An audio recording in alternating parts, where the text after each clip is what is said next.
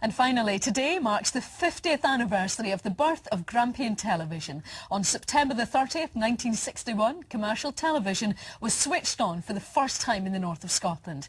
Tonight, in the last of our special features looking back at Grampian's proud history, we look at the station's commitment to news. Former presenter John Duncanson reports. Are you able to say whether you found anything hopeful yet? No, it's quite early. It's quite early in the game. In the 1960s, Grampian Television set the standard for local news reporting. We're preparing to spend well over £1 million out here this year. It quickly gained a reputation for news gathering with early programs such as News and Views and Points North, helping, incidentally, to launch the TV careers of journalists Donnie B. MacLeod and Donald McCormack.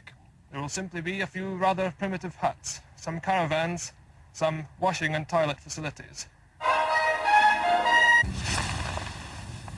Role 6, interview with Mr. Hamish Stewart. In 1978, Grampian came up with a notable technical first. It introduced ENG, electronic news gathering, to its news coverage, the first British station to do so. So instead of film, videotape was used, revolutionising news gathering. It's something of a first for the oil industry and for Grampian Television. Time was when women weren't even allowed on oil rig installations. They were considered to be bad luck. It was there to represent the people who watched Grampian Television. When we started, there was BBC One, BBC Two and Grampian Television. And that gave a tremendous responsibility because the viewing figures of Grampian Television far outstretched anyone else. And you had to be accurate. You had to be fair in your reporting. And you had to ask the right questions.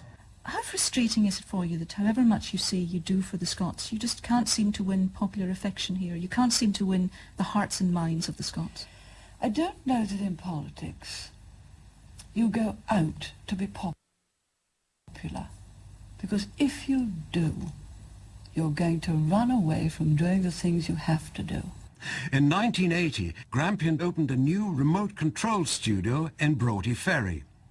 A further newsroom and studio was located in Inverness 3 years later, while a studio complex in Stornoway accommodated the Gaelic news service Telefiche. Over the years, Grampian's cameras have captured stories that have had national and international significance. In 2003, the company moved to a state-of-the-art studio complex in Aberdeen. It doesn't matter where the big story is breaking.